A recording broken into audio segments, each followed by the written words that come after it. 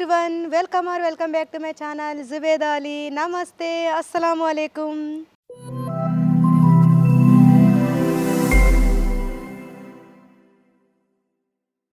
ఈ రోజు నేను మా వారితోటి కలిసి మా పెళ్లి ముచ్చట్లను చెప్పడానికి మా పాత ఇంటికి వచ్చేసాను।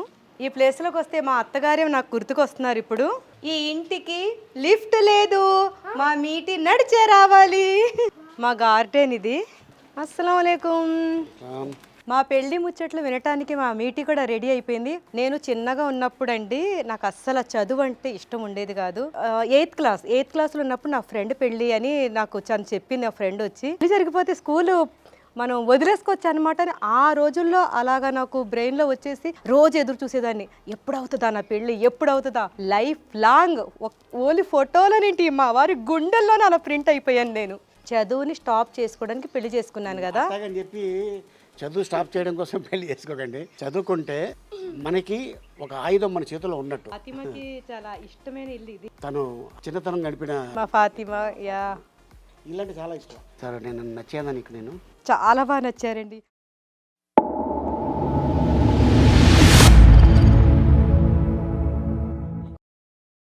ఈరోజు నేను మా వారితోటి కలిసి మా పెళ్లి ముచ్చట్లను చెప్పడానికి మా పాత ఇంటికి వచ్చేసాను। ఇక్కడ మేము ఆల్మోస్ట్ 2000లో వచ్చి 2011 వరకు ఇక్కడే ఉన్నాము। మా పాత మధుర స్మృతులన్నీ ఇందులోనే ఉన్నాయి।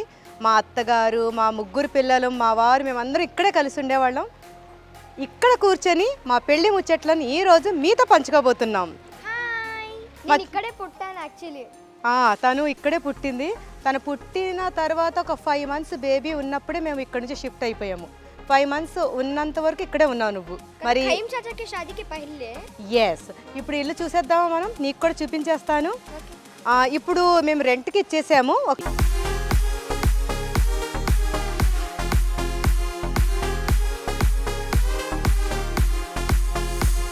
ఇక్కడే మా అత్తగారు మేము కట్టెల పొయ్యి పెట్టి బిర్యానీలు వండేసేవాళ్ళం ఇక్కడ। ఈ ప్లేస్లోకి వస్తే మా అత్తగారే నాకు గుర్తుకొస్తున్నారు ఇప్పుడు।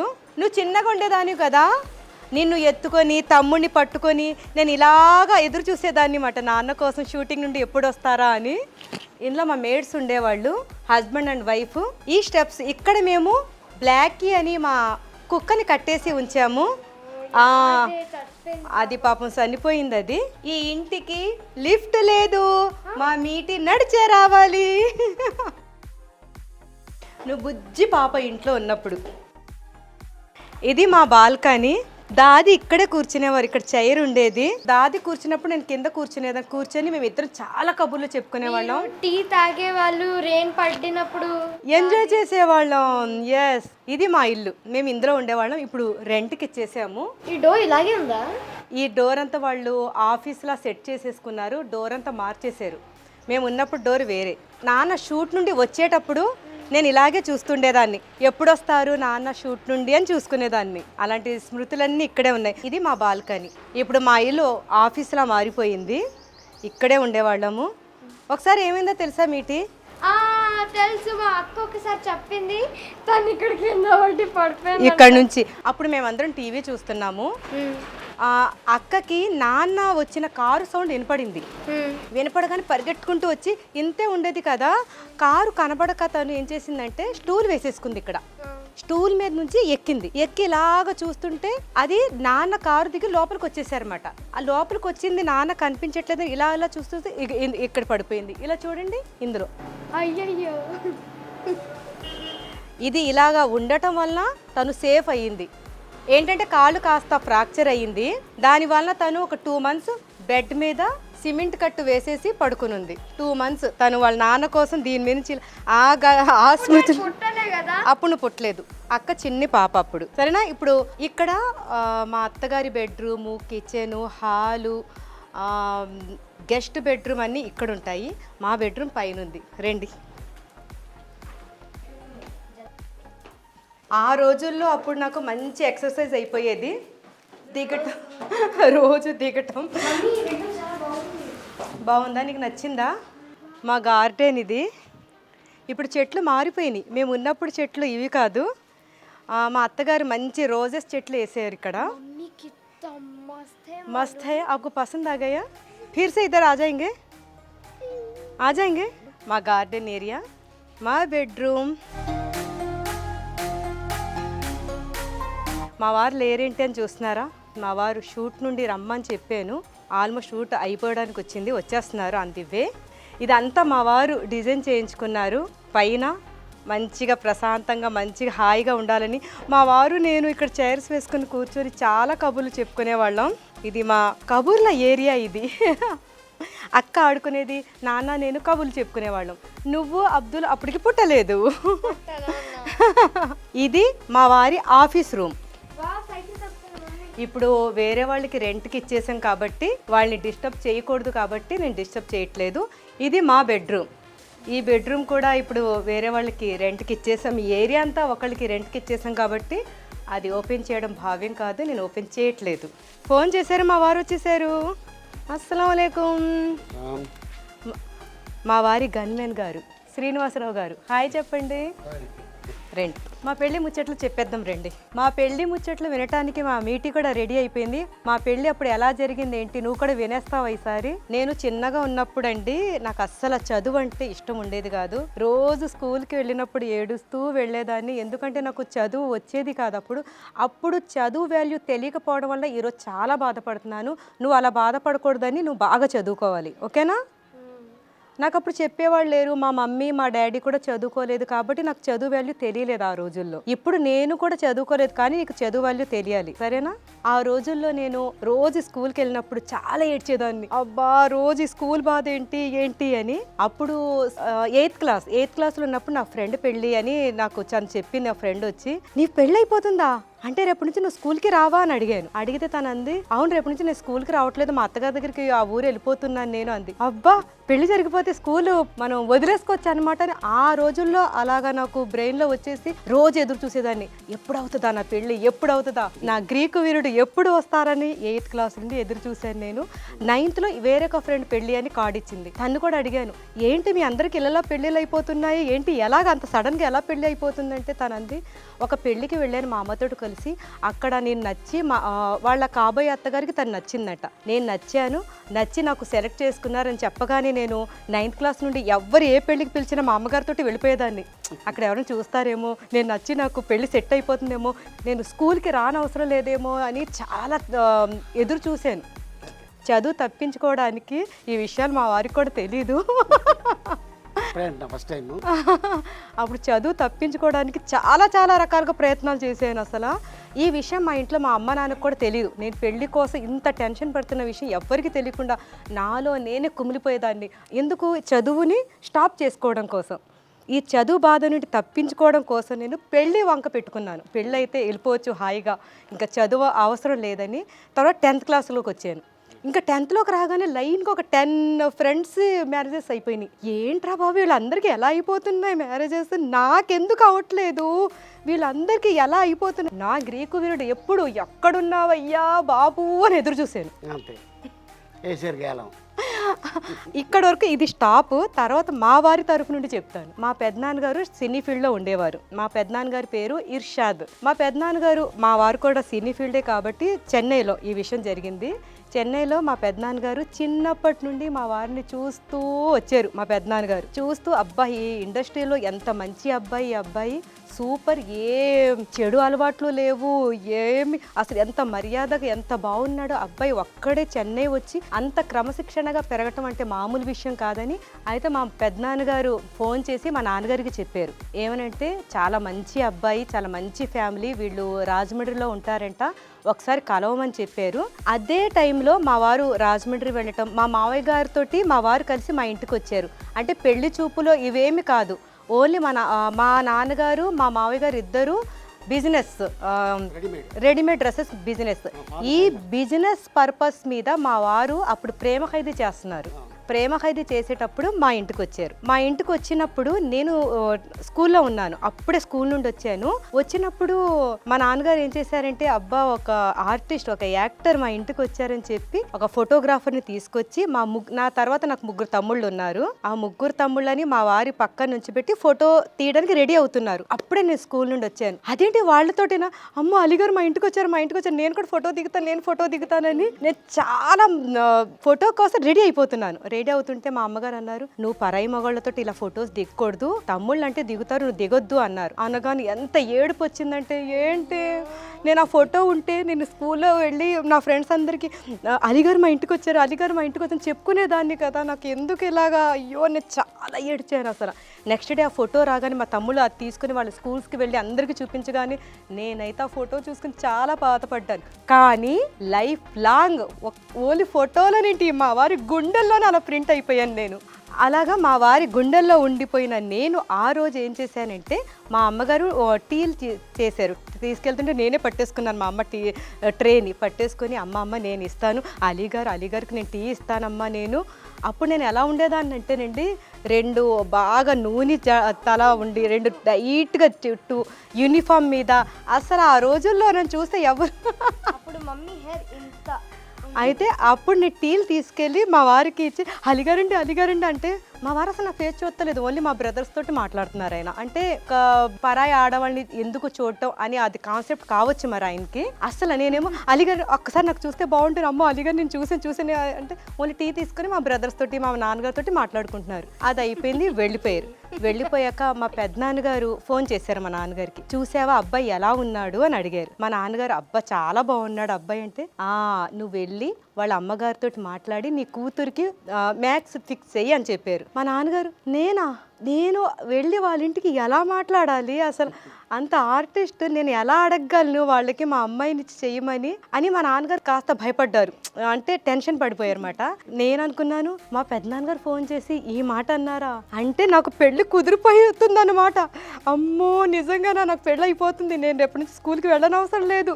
అప్పటికి 10th లాస్ట్కి వచ్చేసాను. 10th లాస్ట్ వచ్చేసి అబ్బా నా పెళ్ళి నాకు కూడా అయిపోతుంది అనుకున్నాను. నెక్స్ట్ డే మా నాన్నగారు మా అమ్మగారు ఇంకొంతమంది బంధువులతో కలిసి కార్లలో మా అత్తగారి ఇంటికి వెళ్ళారు. అప్పుడు మా వారు లేరు, మీరు చెన్నై వెళ్ళిపోయారు. మా నాన్నగారు వాళ్ళు అలా కార్లతో బయలుదేరినప్పుడు నాకు టెన్షన్ ఉందండి. ఇప్పుడు మా నాన్నగారు వెళ్ళి అడగగానే అక్కడ మా అత్తగారు ఒప్పుకుంటారా లేదా, ఏంటి ఇప్పుడు ఒప్పుకోకపోతే నా పెళ్ళి మళ్ళీ నేను పెళ్లి కోసం ఎదురు చూడాలి, ఇప్పుడు ఒప్పుకుంటే నా పెళ్ళి అయిపోయినట్టే అని ఇంకా నమాజ్లో కూర్చుని పోయి నేను బాగా ప్రార్థన చేయడం స్టార్ట్ చేశాను.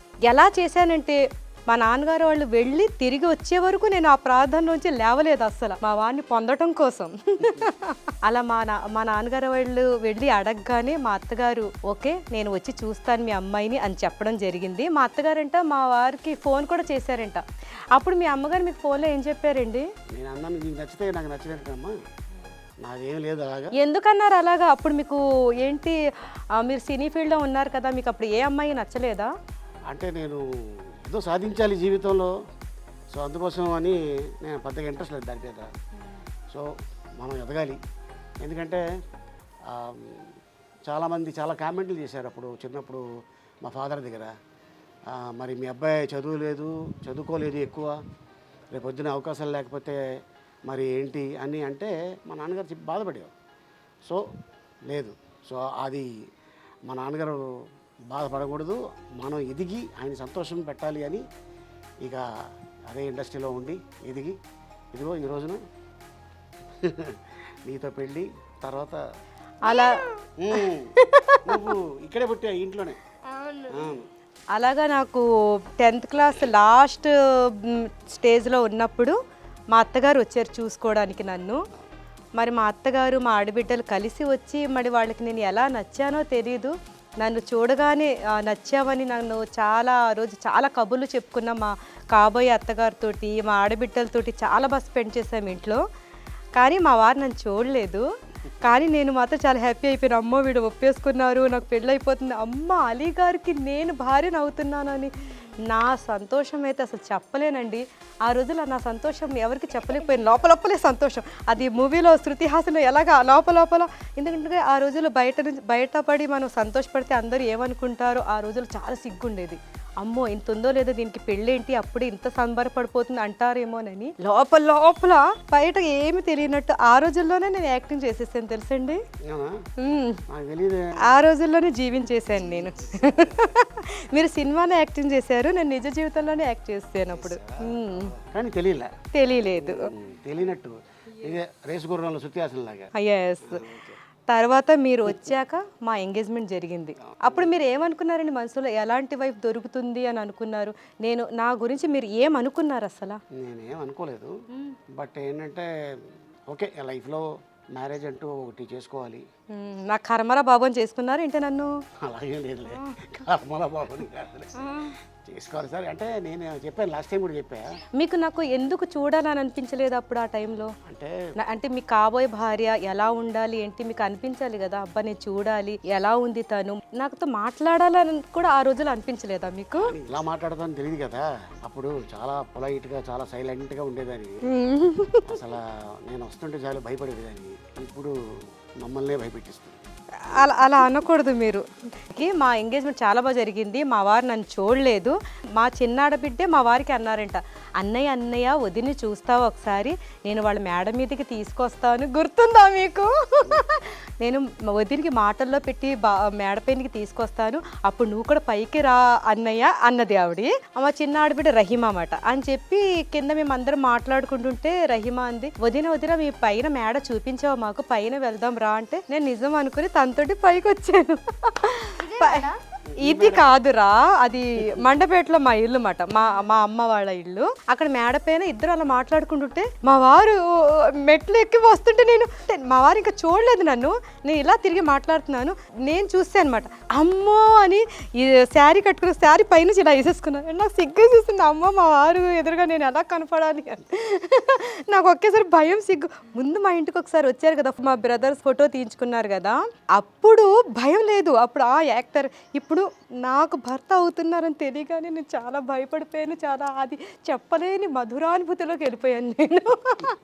అయితే మా వారు అలా వస్తున్నట్టు తెలియగానే నేను పైన చెల్ల వేసేసుకున్నాను. పాపం మీ చెల్లెలు చాలా నా ముసుగు తీయడానికి ప్రయత్నించింది, కానీ నేను అస్సలు ఏమో ఆ రోజు అలా ముసుగు తీసేస్తుంటే ఒప్పుకునేవారు కాదేమో నన్ను చూసి కదా. సో ఏంటంటే ఇక మా మదరు, మా ఫాదరు, ఆల్మోస్ట్ మా సిస్టర్స్ అందరికీ మ్యారేజ్ అయిపోయింది.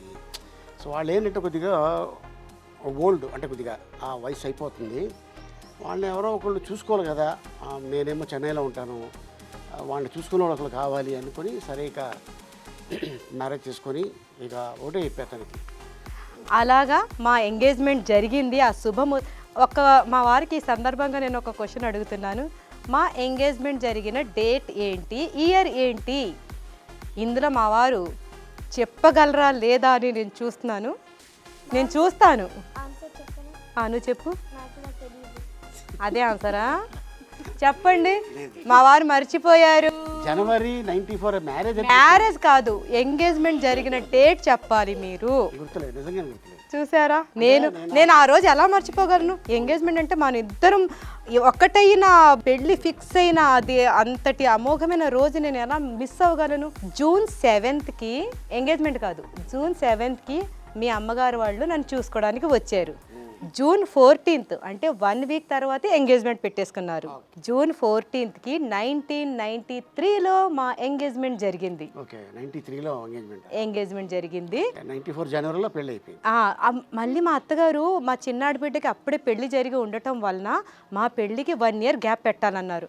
నేను మళ్ళీ ఏడుపు, మళ్ళీ స్కూల్కి వెళ్ళాలి, అమ్మో 1 year గ్యాప్ అంటే నాకు మళ్ళీ స్కూల్కి పంపించేస్తారు అని ఒకటే లోపల ఏడుపు. అప్పుడే 10th లాస్ట్లో ఉన్నాను కాబట్టి అమ్మాయి 10th అవ్వగానే నాకు పెళ్ళి అయిపోతే బాగుండంటే 1 year పెట్టగానే మా నాన్నగారు మరీ 1 year వద్దు అక్కయ్య, ఓన్లీ ఒక 8 months అయినా పెడదామని చెప్పి జనవరిలో ఫిక్స్ చేశారు. అలాగా 10th ఎగ్జామ్స్ రాసేసిన తర్వాత జనవరిలో ఆ ఎంగేజ్మెంట్కి పెళ్ళి వరకు మా వారి ఏ మూవీస్ వచ్చాయో వచ్చేసి ఉన్నావో అన్నీ కూడా చూడటం స్టార్ట్ చేశానండి నేను. అయితే మా ఎంగేజ్మెంట్కి ముందు రాజేంద్రుడు గజేంద్రుడు రిలీజ్ అయింది. ఎంగేజ్మెంట్ తర్వాత మాయలోడు రిలీజ్ అయింది. మాయలోడు మూవీకి నేను ఒక 10 మంది నా ఫ్రెండ్స్ని తీసుకుని ఆ థియేటర్కి వెళ్ళి మా వారి సినిమానే జనవరిలో నా మ్యారేజ్ అయిపోతుంది మా వారి మూవీ అని చెప్పి వాడందరిని తీసుకెళ్ళి ఆ మూవీ అంతా మా వారిని చూసుకుంటూ కూర్చున్నాను. అబ్బా ఎప్పుడు పెళ్ళి అయిపోద్దా, ఎప్పుడు మా వారి బ్రెయిన్ తిందామా, ఎప్పుడా అని ఆ రోజే ఎదురు చూశాను మీకోసం నేను. అందుకే బ్రెయిన్ కొద్దిగా దానికి బాదం పప్పు ఇవన్నీ వేసి పెంచా తింటామని. అలా 8 months గ్యాప్లో ఆల్మోస్ట్ మా వారి మూవీస్ అన్నీ చూసాను నేను. ఆ రోజుల్లో నేను వీడియో క్యాసెట్లు ఉండేవి. VHS.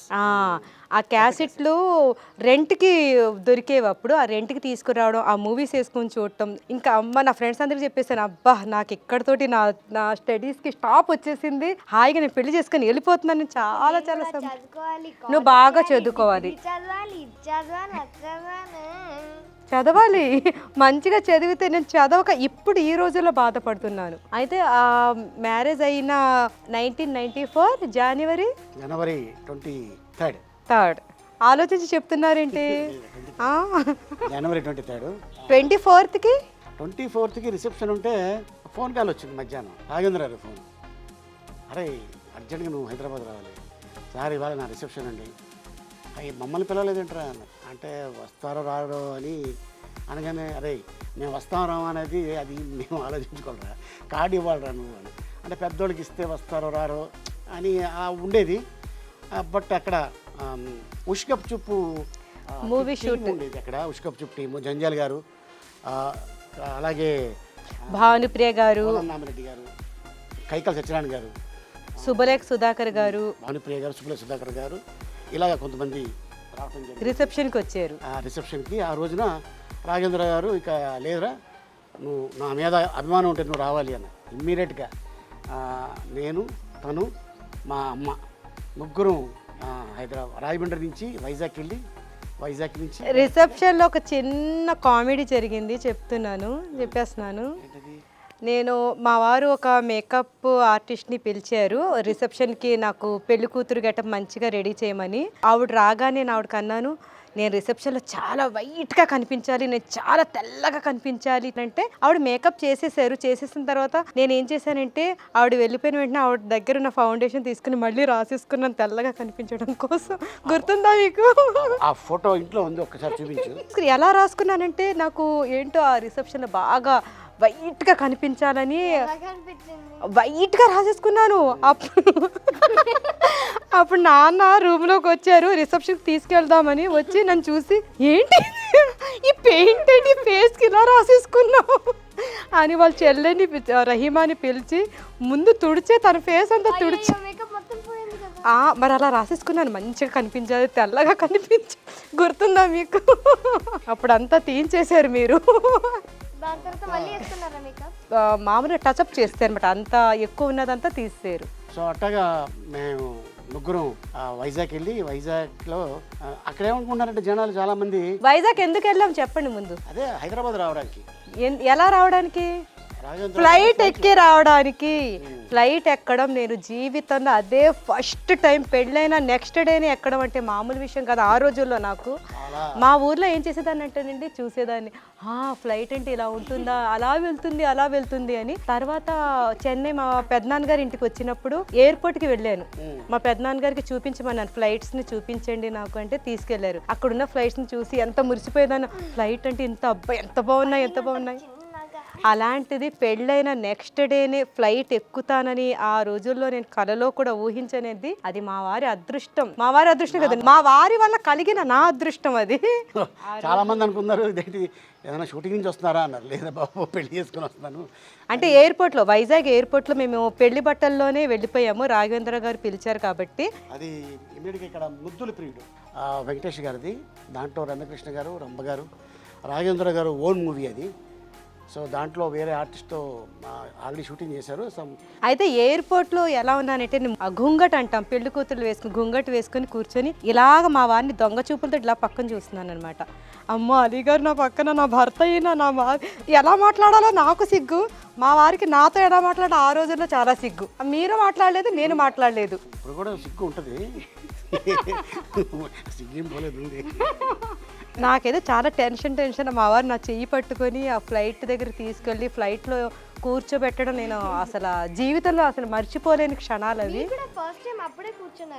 నాన్న చాలాసార్లు ఎక్కారు అప్పటికి. ఫస్ట్ నా ఫ్లైట్ నీ అంత ఉన్నాను అప్పుడు, నీకంటే చిన్నవాడిని ఇంకా. 1981. ఎలా చెప్పు, ఎందుకు ఎక్కానప్పుడు? నీకు ఆల్రెడీ ఒకసారి చెప్పా కాదు, అవార్డు సీతాకోక చిలుక అవార్డు వచ్చింది కదా. ఎస్, ఆ అవార్డు కోసం అప్పుడు నేను, మా నాన్నగారు అంటే మీ తాతగారు దోనొచ్చాయి. ఎస్, అప్పుడు ఆ ఫ్లైట్లో కూర్చోగానే ఆ ఫ్లైట్ ఇలా ఎగురుతున్నప్పుడు చాలా ధైర్యంగా కూర్చుందిలేండి. అప్పటి వరకు భయం లేదు, ఏదో ఫ్లైట్ ఎక్కేసాను. ఒకేసారి నాకు అది పైకి అలా ఎగురుతున్నప్పుడు అప్పుడు మా వారి చేతిని గట్టిగా ఇలా పట్టేసుకున్నాను. నేను కూడా సేమ్ నువ్వు కూడానా? ఫస్ట్ టైం మీ చేత డాడీ పట్టుకున్నావా? ఇలా పట్టుకోగానే మా వారు ఏంటి నా చేయి ఇలా పట్టేసుకుంది. ఇంకా నాకు తెలిసింది, సరే ఇంకా ఏం కాదులే టెన్షన్ పడుకోండి. సో అట్టగా హైదరాబాద్లో దిగి ఇంకా రాఘవేంద్ర గారి షూటింగ్కి వెళ్ళేసరికి బొకేలు కేకులు అనుకోకుండా పక్కన వేరే సెట్లో ఇంకా ఆర్టిస్టులు ఉంటే రాఘవేంద్ర గారు పిలిచి రాజశేఖర్ గారు, జీవిత గారు, కృష్ణరాజు గారు, కృష్ణరాజు గారు అమ్మ గారు వీళ్ళందరినీ పిలిచి మా రిసెప్షన్ లాగా కేక్ రాఘవేంద్రరావు గారు రాఘవేంద్రరావు గారు కట్ చేయించారు. Thank you so much Raghavendra గారు. ఈ సందర్భంగా మీకు మేము కృతజ్ఞతలు తెలుపుకుంటున్నాము. ఆ రోజు నేను చాలా హ్యాపీ అయిపోయాను. అంతమంది ఆర్టిస్టులను ఆ రోజు అలా చూసేసరికి కలయా నిజమా అనుకున్నానండి అసలు ఆ కేక్ కట్ చేసేటప్పుడు.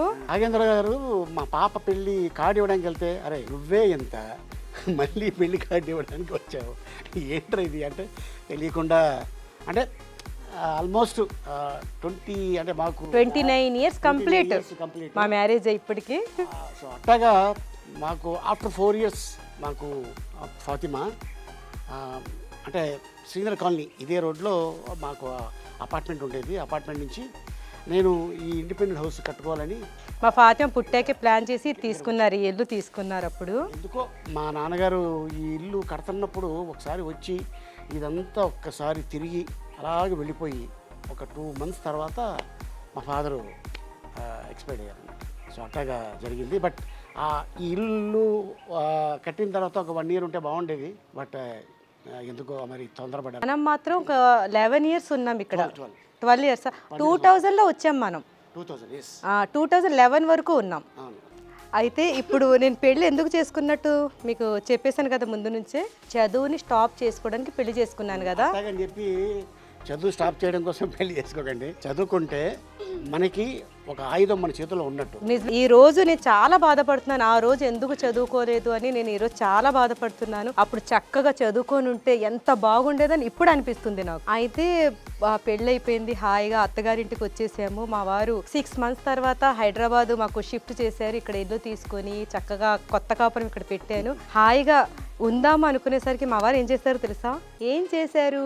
డిగ్రీ చదువుకోమని చెప్పి డిగ్రీ బుక్స్ తీసుకొచ్చి నాకు ఇచ్చారు. ప్రైవేట్గా డిగ్రీ చదువు నువ్వు. ఆయనకి తెలియదు నాకు చదువు అంటే ఇంట్రెస్ట్ లేదని. పాపం ఆయనకు తెలియదు.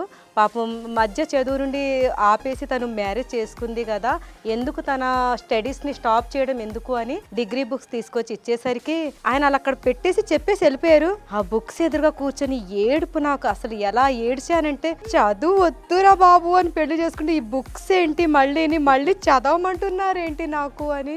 అవును, ఒక టీచర్ వచ్చి చాలా ట్రై చేసింది. నేను ఆవిడ ఎక్కడ మర్చిపోద్దా అని చెప్పి థ్యాంక్స్ అని చెప్పి వెళ్ళిపోయింది ఆవిడ.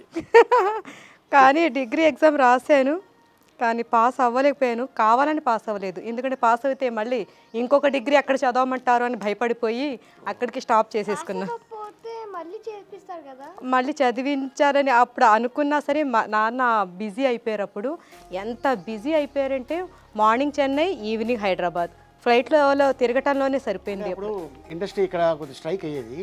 సో అందుకోసం అంటే ఆల్మోస్ట్ ఎమ్మెల్యేల తర్వాత ఓన్లీ 1 dayలో 5 films షూటింగ్ చేసాం. లాస్ట్ షూటింగ్ చేసింది హిట్లరు. ఈవినింగ్ కరెక్ట్గా ఇంకొక గంటలో ప్యాకప్ అయిపోద్దానిగా కరెక్ట్గా 4:30కి వచ్చాను. చూసే ఉంటారు, ఆ సైకిల్ వేసుకొని వస్తుంటే ఆ ఇంటి ముందు ఆగి విజిల్ వేస్తే అన్నయ్య మళ్ళీ చిరంజీవి గారు బండి బుల్లెట్ తిప్పుకొని వస్తారు కదా. సో అది ఆ సీన్ చేసాం. అది అయిపోయిన తర్వాత మళ్ళీ వేరే సినిమాకి songs shooting. But Shubhalagnam rain song తర్వాత అన్ని సినిమాల్లో ఒక్కొక్క సాంగ్ రైన్ సాంగ్ ఉండేది. అది 3 రోజులు కంటిన్యూగా వర్షంలో తడుస్తూనే ఉండేవాళ్ళం, మొత్తం జలుబు. సో మా అమ్మగారు ఒక అద్భుతమైన ఒక రెమెడీ కనిపెట్టారు.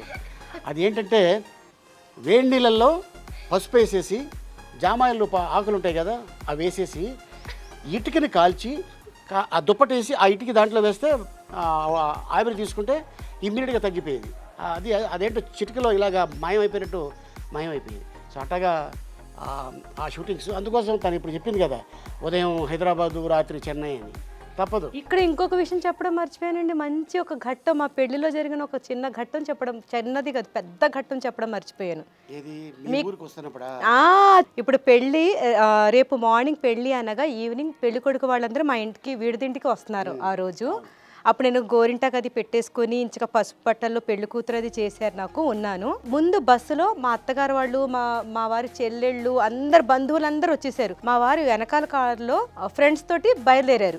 ముందు మా అత్తగారు వాళ్ళందరూ వచ్చేసేసరికి అందరం హాయిగా టిఫిన్ అయి పెట్టారు, అందరూ తింటున్నాం, అయిపోయింది. వేరే వాళ్ళు చుట్టాలు మా బంధువులు ఒక కారులో వచ్చారు. వాళ్ళు వెనకాల వచ్చాక మేమందరం ఇంకా పెళ్లి కొడుకు రాలేదేంటి, ఇంకా రాలేదేంటి అని టెన్షన్ పడుతున్నాం. ఆ రోజుల్లో సెల్ ఫోన్స్ అవి లేవు. మేము అడిగేద్దాం ఎక్కడి వరకు ఉన్నారు, ఎంతవరకు ఉన్నారో అడగటానికి లేదు. కానీ ఆ రోజు ఎందుకంటే లేట్ చేశారు మీరు? ఏమైంది? కాలేదు అంటే ఫ్రెండ్స్ రావాలి కదా. నన్ను పెళ్లి చేసుకోవాలి, ఇప్పుడు పెళ్ళి అయిపోతుంది బాబోయ్, ఈ జుబేదని పెళ్లి చేసుకోవాలి బాధపడుతూ కూర్చున్నారా? ఇంట్లో ఏడుస్తూ కూర్చున్నారా? లేదు కదా, హ్యాపీగానే వస్తున్నారు.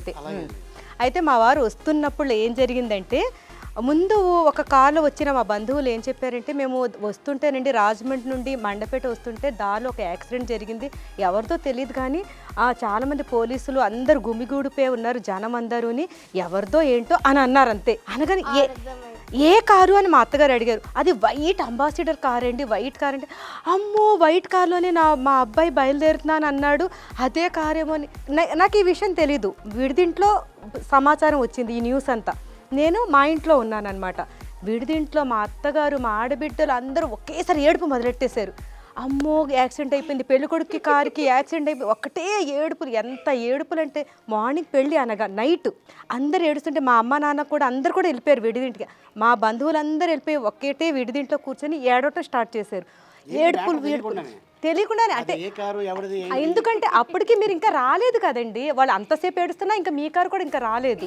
వాళ్ళు అలాగే కంటిన్యూ చేస్తారు ఏడుపుల్ని. ఈ విషయం నాకు తెలియదు. నేను గోరింటాది పెట్టుకొని కూర్చుంటే ఇల్లంతా చూస్తున్నాను, ఇప్పటివరకు ఇంతమంది బంధువులు ఉండాలి, వీళ్ళందరూ ఎక్కడికి వెళ్ళిపోయారు, ఒక్కడు కనిపించట్లేదేంటి ఇక్కడ ఎవరూని, ఏం జరుగుతుంది అని ఒక్కదాన్ని ఉన్నాను ఇంట్లో.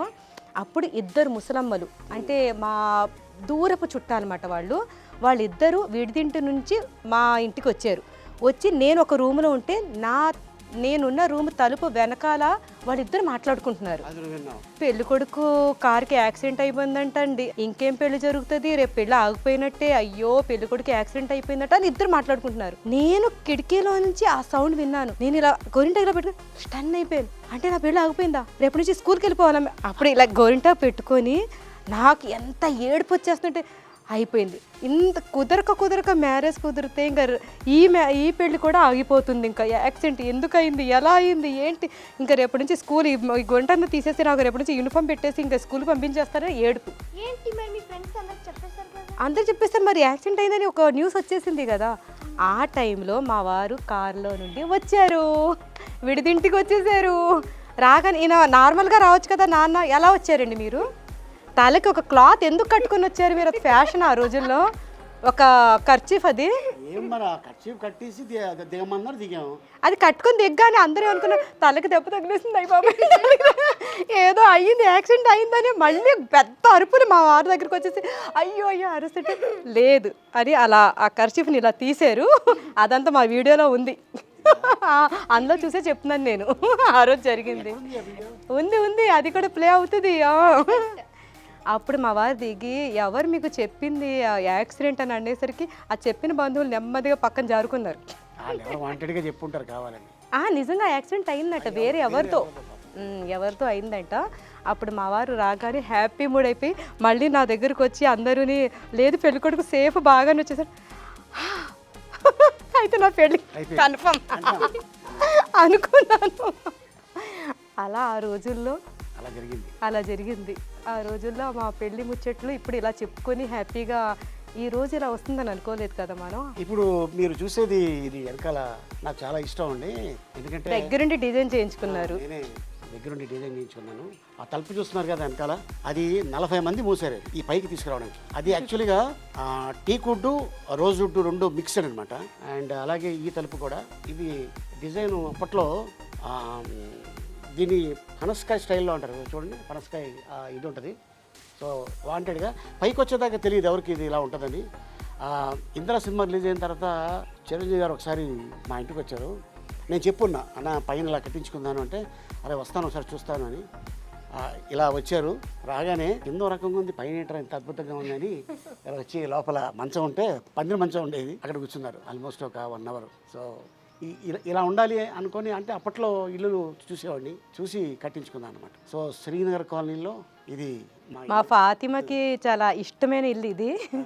సో ఈ ఇల్లు తను చిన్నతనం గడిపిన మా ఫాతిమా యా ఇల్లు అంటే చాలా ఇష్టం. అప్పుడప్పుడు వీక్లీ వన్స్ 10 డేస్కి ఒకసారి వెళ్ళి ఆ ఇల్లు చూసుకొని వస్తాను అనేది వచ్చి చూసుకొని వెళ్తూ ఉంటుంది. మా వారికి ఇంకో క్వశ్చన్ అడుగుతున్నాను. ఓకే, తీరా మన పెళ్ళి అయిపోయిన తర్వాత మీరు మనసులు మళ్ళీ అనుకున్నారా, అనవసరంగా అమ్మ చూసిన అమ్మాయి నేను ఎందుకు చేసేసుకున్నాను రా బాబు, అయ్యో ఇంకొంచెం వెయిట్ చేయాల్సింది ఏంటి అని అనుకున్నారా అసలు ఎప్పుడైనా? అనుకోలేదా? అనుకోమంటావా? అప్పుడు అనుకున్నారా అని ఇప్పుడు అడుగుతున్నాను నేను. ఇప్పుడు అనుకోమని అంటలేదు. అనుకోలేదా? మీకు 100% నేను బెస్ట్ వైఫ్ లాగే అనిపించానా? చూడు అంటే సిగ్గు అనిపిస్తుంది చెప్పండి. 100%రా లేదా 1% తగ్గానా? లేదు 100%. థ్యాంక్ యూ సో మచ్, నేను విన్ అయ్యాను. అంటే 100% చెప్పాలి, పర్సెంట్ ఎంత? నువ్వు 200. Thank you. 200%. మరి నన్ను అడగరే ఏంటి? మీరు కూడా నాకు నచ్చారా లేదా అని అప్పుడు అడగలేదు కదా, ఇప్పుడు అడగండి. సరే, నేను నచ్చానా నీకు? నేను చాలా బాగా నచ్చారండి. మళ్ళీ ఎన్ని జన్మలైనా సరే మీరే నా భర్తగా రావాలని నేను మనస్ఫూర్తిగా కోరుకుంటున్నాను. మీరు కూడా కోరుకోవాలి. నేను కోరుకోను. ఎందుకని? చాలు. ఇప్పుడు 100% అన్నారు. ఇదేంటిది కోరుకోవాలి? మీరు కోరుకుంటున్నాను అనాల్సిందే. ఇప్పుడు అనాలి. కోరుకున్నా. నువ్వు కూడా నువ్వు క్వీన్ కదా. ఇప్పుడు పెళ్ళైన తర్వాత నుంచి ఇప్పటి వరకు మీకు నాలో నచ్చిన విషయం ఏంటి? నచ్చిన విషయం అంటే నీ పని నువ్వు చూసుకుంటావు, పిల్లల్ని ఎలా చూసుకోవాలో చూసుకుంటావు, మా ఫాదర్ మదర్ని ఎలా చూసుకోవాలో చూసుకున్నావు, ఫ్యామిలీని ఎలా చూసుకోవాలో చూసుకున్నావు. ఇంకా దీని మించి ఏముంటుంది? అంత 100% దాంట్లో నువ్వు సక్సెస్ అయినట్టే కదా. మీరు ఒకటి చెప్పట్లే. ఏంటో చెప్పలే. మమ్మీ చాలా అందంగా ఉందని చెప్పలే. ఎందుకు అలా చెప్పేస్తున్నావు? నాలో నచ్చని విషయం కూడా చెప్పాలి. మీకు ఏ విషయం నచ్చలేదు నాలో? ఎందుకంటే ఈ సందర్భంగా చెప్తే నేను మార్చుకుంటాను. నీలో ఏమి డిఫెక్ట్ ఏమీ లేదు, బట్ కాకపోతే నీకు తొందరగా కోపం వచ్చేస్తుంది. అండ్ ఎవరన్నా చెప్తే నమ్మేస్తావు. ఇప్పుడు మనం అంటే ఒకటి మనం కళ్ళారా చూసిన తర్వాత వరకు మనం ఎవరి గురించి నమ్మకూడదు. అంతే తప్ప నీ గురించి నా గురించి ఎవరైనా వచ్చి చెప్తే అది నమ్మటం. అది పెళ్ళైన కొత్తలో నమ్మేదానండి, ఇప్పుడు నమ్మట్లేదు. ఇప్పుడు చాలా స్ట్రాంగ్ అయిపోయాను నేను. ఇప్పుడు ఎక్కడ నమ్మేస్తున్నాను? మీరు ఏదైనా చెప్పండి, నేను నమ్మను అసలు. ఏం చెప్తే నమ్మవు? మా పెళ్ళైన తర్వాత ఫస్ట్ మూవీ మీరు నాకు ఏం చూపించారు చెప్పండి? Hello brother. నో, అది సెకండ్ మూవీ. ఫస్ట్ మూవీ నేను ఇలా చెప్తుంటే క్లూ కూడా ఇచ్చేసాను. First movie number 1. Yes, number 1 movie. అది మండపేటలో మా ఊర్లో మా వారు నన్ను దగ్గరుండి తీసుకెళ్ళిన మూవీ అది. వెళ్ళాక మా వారితో ఇంకోసారి మూవీకి వెళ్ళకూడదని అనుకున్నాను. ఎందుకో చెప్పండి? ఆ జనం మా ఊర్లో మా వారితో కలిసే మూవీకి వెళ్ళగానే ఎంతమంది జనం అంటే మా వారిని పట్టేసుకొని నన్ను ఎక్కడో వెనకాల తోసేసారు. నేను వెనక్కి వెళ్ళిపోయి అయ్యో మా వారు ఎక్కడ అసలు కలవటానికి కూడా అవ్వలేదు అసలు. అదొక్కటేనండి మా ఊర్లో మా వారితో చూసిన మూవీ. మళ్ళీ ఇప్పటివరకు మా ఊర్లో అసలు మూవీ చూడలేదు. అదే లాస్ట్ అండ్ ఫైనల్ మా ఊర్లో చూసిన మూవీ. హైదరాబాద్లో first movie hello brother. First హైదరాబాద్లో అయితే సేఫ్గానే చూసేసి అది కూడా అలాగే జరిగింది ఆల్మోస్ట్. ఇక జాగ్రత్తగా అందుకని తర్వాత నుంచి మా వారు ఏం చేశారంటే మూవీకి వెళ్ళేటప్పుడు ఒక 10 minutes మూవీ అయిపోయిన తర్వాత లైట్స్ అన్ని కట్టేశాక తీసుకువెళ్తారు. మళ్ళీ మూవీ 10 minutes అయిపోతుందనగా ఆ చీకట్లోంచి తీసుకొచ్చేస్తారు. నేను అనుకున్నాను ఇలాంటప్పుడు ఎందుకు మూవీ చూడటం, ఫస్ట్ హాఫ్ చూడలేదు లాస్ట్ ఇది తెలుసు కదా అంటే ఇబ్బంది ఉంటుంది. ఇప్పుడు ఈ సెల్ ఫోన్ వచ్చిన తర్వాత ఇక మీకు తెలుసు, నేను చెప్పక్కల్లా. యా ఓకే అండి, థ్యాంక్ యూ వెరీ మచ్.